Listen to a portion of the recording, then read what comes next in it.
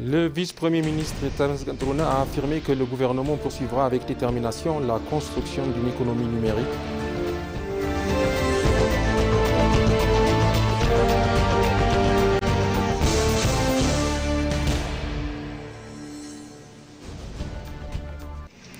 Le ministre des Affaires étrangères Gédéon Timothéos s'est entretenu avec son homologue camerounais, le jeune Bella Bella.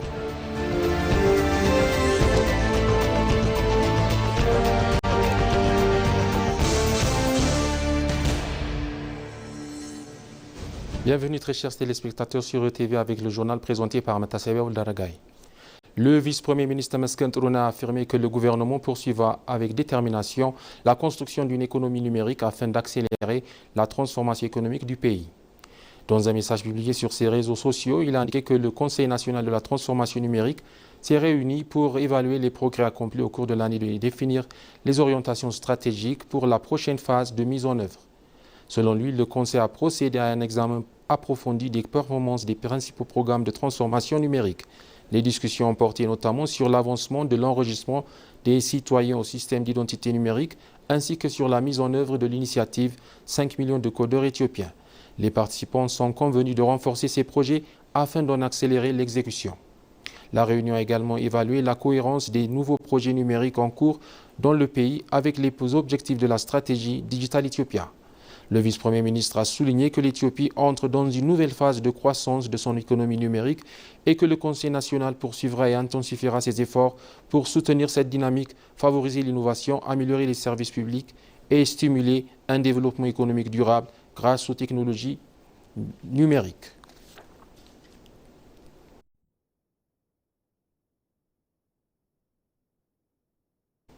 Le ministre des Affaires étrangères Gédéon Timothéos s'est entretenu avec son homologue camerounais, le jeune Bella Bella, sur les moyens de renforcer la coopération bilatérale ainsi que sur la coordination sur les questions continentales.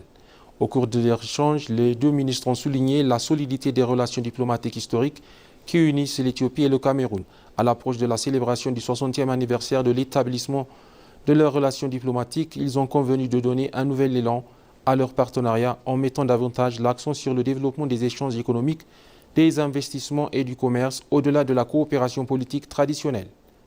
Le ministre camerounais a également félicité l'Éthiopie pour l'organisation réussie de la 49e session ordinaire du Conseil exécutif de l'Union africaine. Il a salué le rôle actif joué par Addis Abeba dans la promotion de l'intégration africaine et le renforcement des institutions continentales. Enfin, le jeune Bella Bella a exprimé le plein soutien du Cameroun aux initiatives de l'Éthiopie visant à consolider l'autonomie financière de l'Union africaine, saluant la détermination et les décisions prises par le pays pour renforcer les capacités financières de l'organisation panafricaine, selon le ministre éthiopien des Affaires étrangères.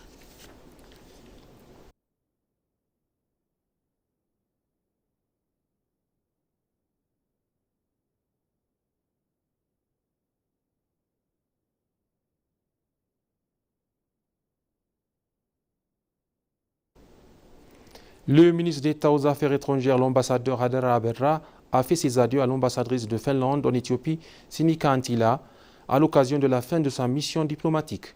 Il a salué sa contribution au renforcement des relations historiques entre les deux pays, soulignant que les récentes consultations politiques ont ouvert une nouvelle étape de coopération économique et diplomatique. De son côté, l'ambassadrice Anttila a mis en avant l'évolution de la coopération finlandaise axée sur l'investissement, le secteur privé et les technologies. Elle a réaffirmé le soutien de la Finlande aux initiatives environnementales, à la préparation de la COP32 et au développement de partenariats d'intérêt commun.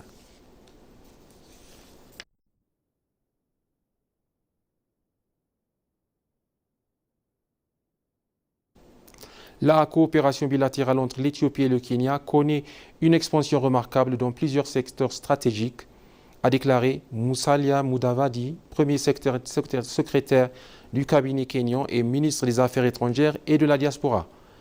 Dans un entretien accordé à l'ENA, il a affirmé que les relations historiques entre les deux pays devraient continuer à se renforcer grâce à des initiatives communes dans les domaines des infrastructures, de l'énergie et de l'investissement privé. Mudavadi a cité le programme du corridor Lab 7 comme un projet phare réunissant le Kenya, l'Éthiopie et le Soudan du Sud. Cette initiative vise à améliorer l'accès aux ports, à développer les corridors de transport régionaux et à offrir à l'Éthiopie un accès supplémentaire à la mer via le port de Lamu. Les deux pays collaborent également à l'extension des infrastructures portuaires et des réseaux de transport afin de favoriser une intégration économique régionale plus poussée. Sur le plan énergétique, il a rappelé que le Kenya importe déjà de l'électricité produite par les barrages hydroélectriques éthiopiens grâce à des lignes de transmission reliant les deux pays, certaines se prolongeant jusqu'en Tanzanie. Selon lui, certaines interconnexions renforcent l'intégration des économies régionales. Mudavadi a également salué les investissements croissants, notamment ceux de Safaricom, qu'il considère comme un signe de confiance dans le partenariat entre les deux nations. Il s'est dit convaincu que cette coopération continuerait de s'intensifier au bénéfice des deux économies.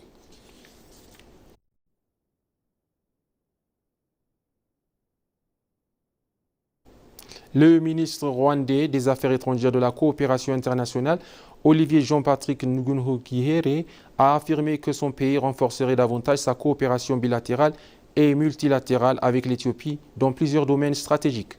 Dans un entretien accordé à l'ENA, il a souligné que les deux pays entretiennent des relations fondées sur la confiance mutuelle, les intérêts communs et les valeurs du panafricanisme. Kigali et Addis Abeba entendent approfondir leur collaboration dans le commerce, la santé et la défense, l'enseignement supérieur et d'autres secteurs prioritaires. Le ministre a indiqué que 130 étudiants rwandais poursuivent actuellement des études de master et de doctorat en médecine en Éthiopie, tandis que des membres des forces de défense et de la police rwandaise suivent également des formations professionnelles illustrant le renforcement des liens dans les domaines de la santé et de la sécurité. Il a rappelé le rôle historique de l'Éthiopie dans la création de l'Organisation de l'Unité africaine et celui du Rwanda dans la signature de l'accord sur la zone de libre-échange continentale africaine en 2018. Il a enfin appelé à renforcer la coopération africaine pour accélérer l'intégration économique, relever les défis climatiques et promouvoir un développement durable fondé sur des solutions africaines.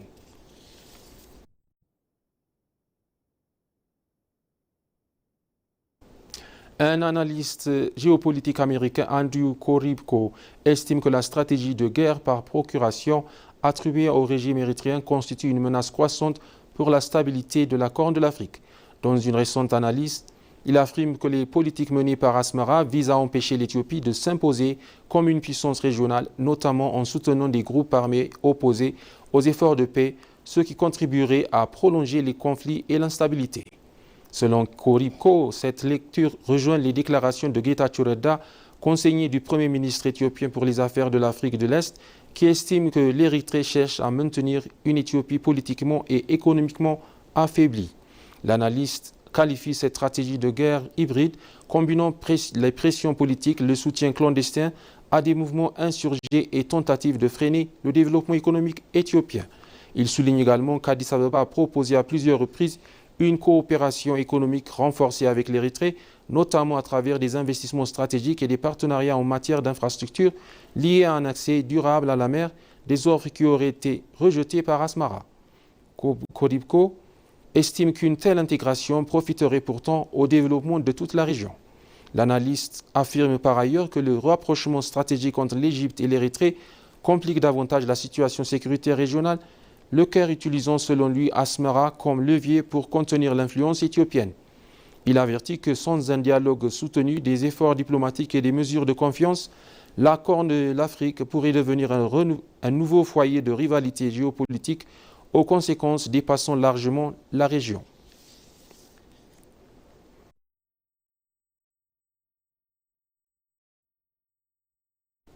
Le commissaire de la Commission éthiopienne de gestion des risques de catastrophe, Sheferot Teklemariam, a accusé le TPLF, qualifié d'organisation illégale par les autorités fédérales, d'instrumentaliser l'aide humanitaire à des fins politiques. Selon lui, le groupe entraverait la distribution des secours en imposant divers mécanismes de contrôle, empêchant ainsi les populations vulnérables de recevoir une assistance essentielle. Le commissaire a affirmé que cette stratégie met directement en danger les habitants de Tigray et reflète la volonté du groupe de privilégier ses intérêts politiques au détriment du bien-être de la population. Il a ajouté que ce comportement ne serait pas nouveau, mais s'inscrirait dans une pratique de longue date consistant à exploiter les souffrances des civils à des fins politiques. Sheferot Teklemariam a également déclaré que le TPLF aurait abandonné les opportunités offertes par l'accord de paix de Pretoria et poursuivrait des préparatifs militaires en coopération avec l'Érythrée, tout en servant selon lui les intérêts de l'Égypte. Il a accusé le groupe de consacrer les ressources limitées de la région à la préparation de la guerre, de recruter de force des jeunes et de compromettre la paix durable au Tigray. Selon lui, le groupe chercherait à utiliser les souffrances de la population pour conserver son influence politique.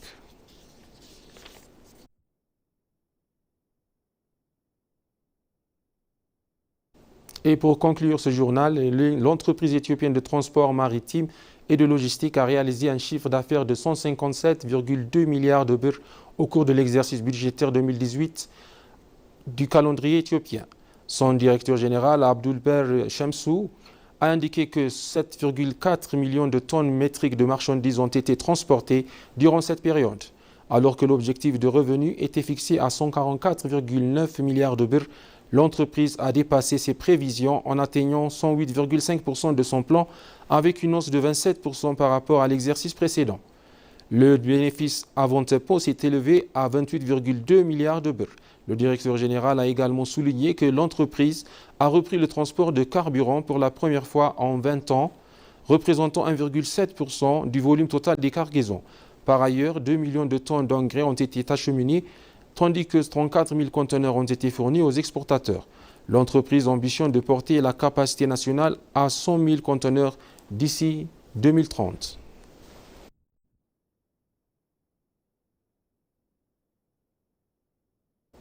Nous vous rappelons les titres principaux. Le vice-premier ministre Tamasgen Tourouner a affirmé que le gouvernement poursuivra avec détermination la construction d'une économie numérique.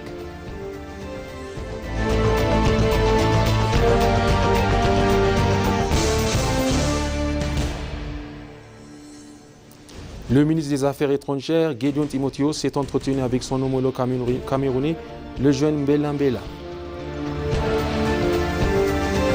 Très chers téléspectateurs, ainsi s'achève le journal. Merci de l'avoir suivi et bonne suite de programmes sur ETV Langue.